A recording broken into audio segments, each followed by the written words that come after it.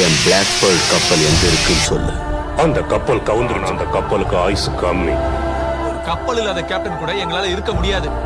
என் உடல் பொருள் ஆவி எல்லாமே பிளாக் பேர்ல் கப்பல் தான்.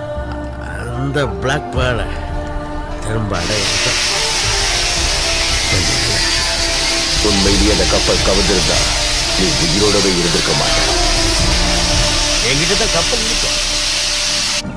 என்னைக்கும் என்னை கைவிடாத பிளாக் பேர்ல்.